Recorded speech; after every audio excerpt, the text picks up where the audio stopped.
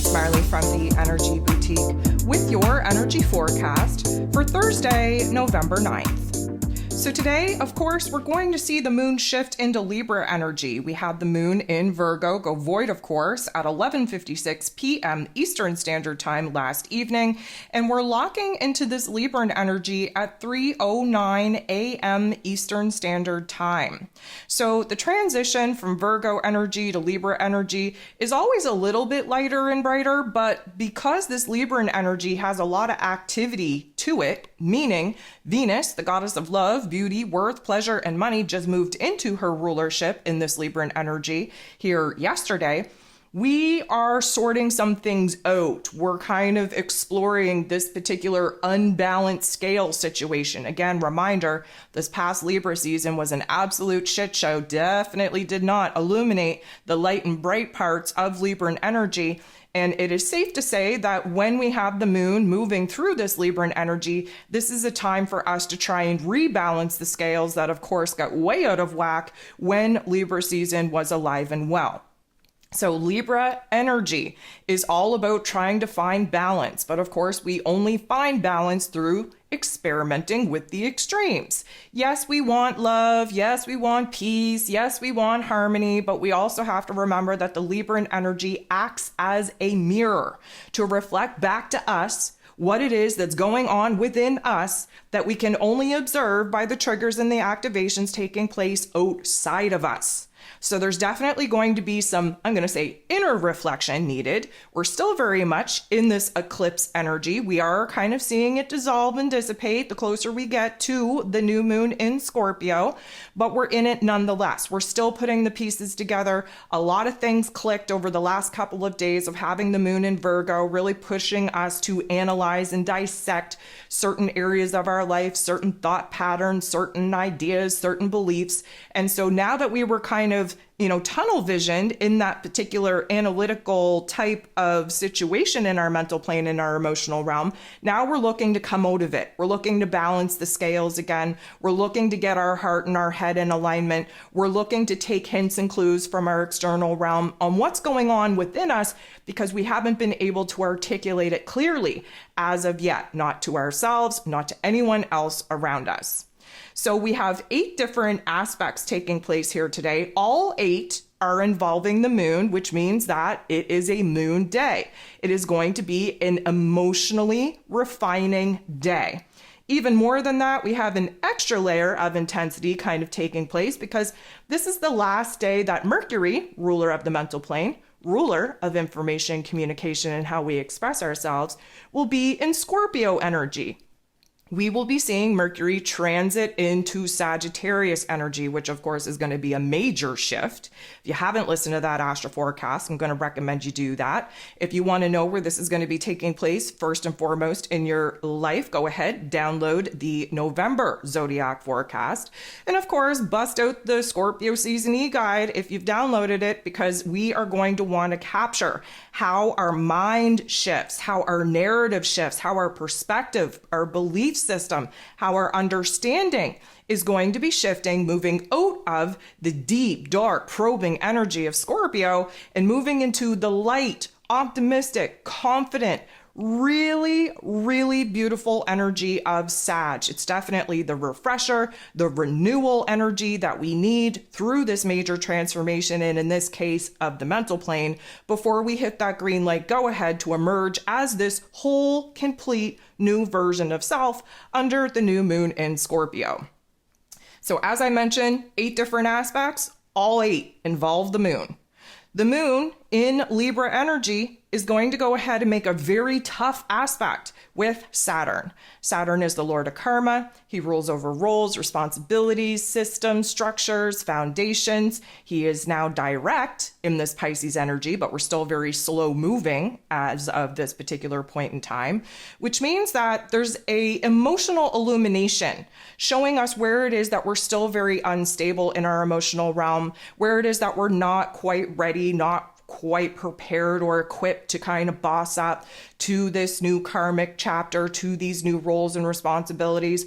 We're understanding what areas of our lives require a little bit more kind of willpower and discipline from us to do the right thing, but we're just not ready yet. Again, the moon in Libra, we're going to experience the extremes in order for us to find a new sweet spot, a new grounding point. So no doubt, any interaction with Saturn, especially in a negative way, a little bit of a Debbie Downer, a little bit of a negative Nancy.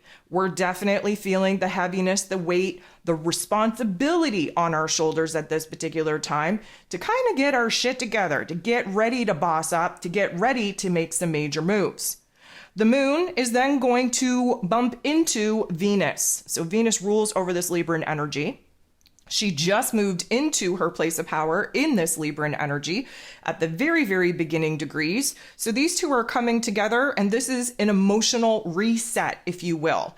Now, a lot of this is going to remind us of what it is that we went through back in July and August when Venus was retrograde, and where we kind of had this awakening on who and what is contributing or isn't contributing to our overall happiness, joy, safety, security, and stability.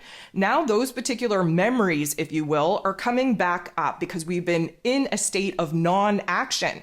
We know that we have to take action in order to kind of weed out the bad in order to reserve the good, but we haven't been given the green light go ahead to actually do that. Now that Venus is in her place of power, she's definitely trying to keep things light and fluffy. She's trying to stay in the shallow end of our thoughts, of our emotions, of the changes that we have made, that we're currently making, and that we're still on the list of things to do to make.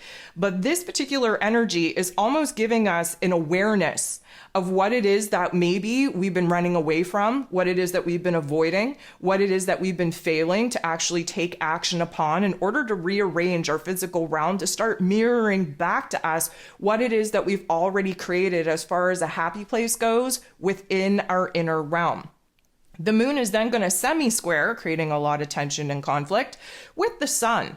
The sun, of course, still very much in Scorpio energy, shining a bright light on this major change and transformation taking place in our soul selves, in our, let's call it, spiritual realm. Of course, that's where the creative force energy is changing, is morphing.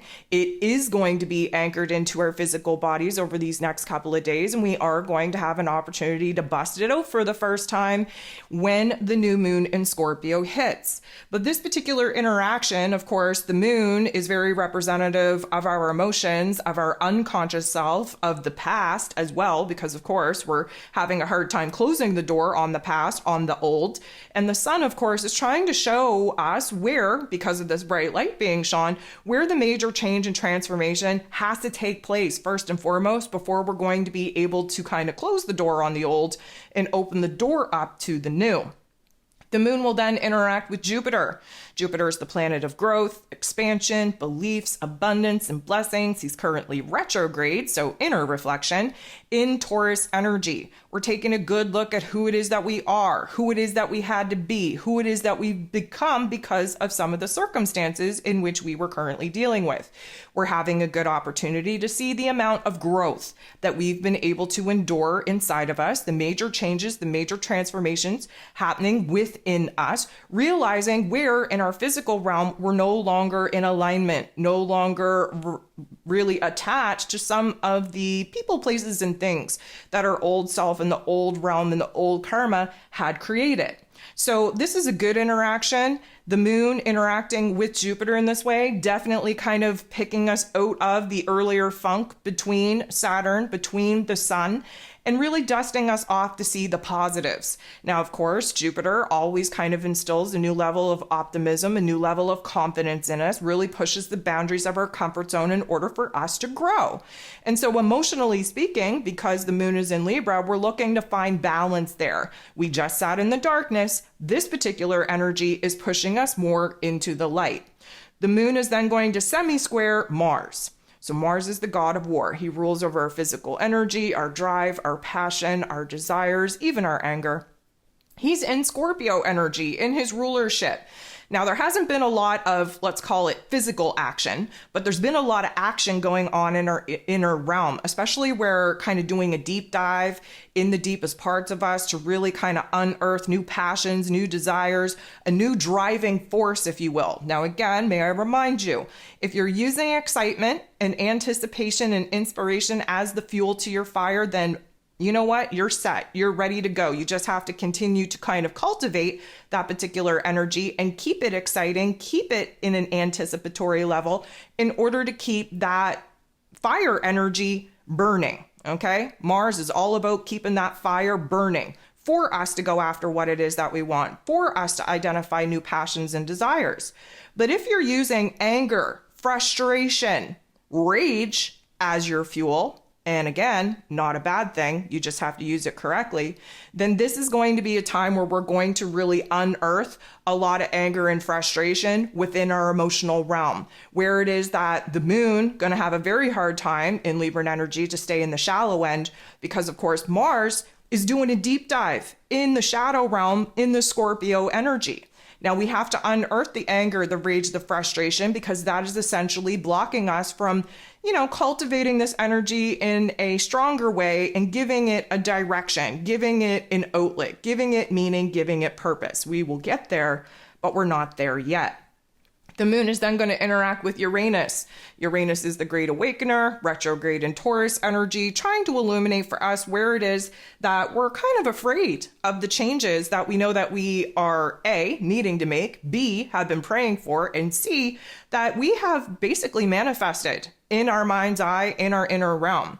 Now, Uranus is here to try and shake things up in order for us to see things differently, but this isn't the most positive aspect or interaction between the two, which means that instead of a breakthrough, we might have a little bit of an emotional breakdown. Instead of an aha moment, we might actually sit in a more confusing type of fog than we were initially sitting in. Regardless, we need this funk, we need this darkness, we need this confusion in order to set the stage for the breakthrough, for the aha moment, for the absolute change in perspective, in emotion, in train of thought, and most importantly, in the direction that we will now be walking in. The moon is going to bump into Saturn again, this time in a positive way. So we started the day off with a not so nice interaction, definitely kind of brought us down into the dumps, made us feel the weight of the world on our shoulders. Well, this is a positive interaction. Again, the moon in Libra attempting to balance the scales. We sat in the darkness, we felt that weight, now we want to alleviate it. We want to stand in the light. What does light mean? Well, it's information. We are essentially realizing where it is that the new roles and responsibilities are kind of being unfolded for us. We are now realizing that this is more of a, let's call it karmic celebration than a karmic punishment. And so we're trying to build an optimism. We're trying to see things in a new light. We're trying to kind of compromise and negotiate within ourselves, tell ourselves a couple of fibs in order for us to kind of move out of the pressurized state of fearing the next chapter, and instead talk ourselves into a more excitable approach on what it is that's awaiting us, where it is that we have successfully completed some karmic chapters, and where it is now that we're moving on to brand new ones. The last thing that we have going on here today is the moon interacting with Jupiter in not the nicest way. So earlier we had a positive interaction with Jupiter. This one balancing the scales and giving us a little bit of a taste of a not so nice interaction with Jupiter. Basically, what we're getting here is we are kind of realizing where it is that we're being pushed to grow, pushed to expand, pushed out of our comfort zones, and it doesn't feel good. And so instead of kind of riding this optimistic, confident type of narrative that we were trying to build with the interaction with Saturn, now we've lost that sight. We've lost that narrative. We've lost that pep in our step. We've lost trying to stay in the light and fluffy shallow end. And we find ourselves on the opposite side of the scales, really kind of sitting in the fears, the doubts, the insecurities. Do we have what it takes to grow up? Do we have what it takes to start this new path? Do we have what it takes to actually break free from this old construct, this old version of self, this old belief system, and actually align with our higher selves? And of course, initiate this brand new path that is going to lead us to our soul's mission, our soul's purpose, our soul's potential.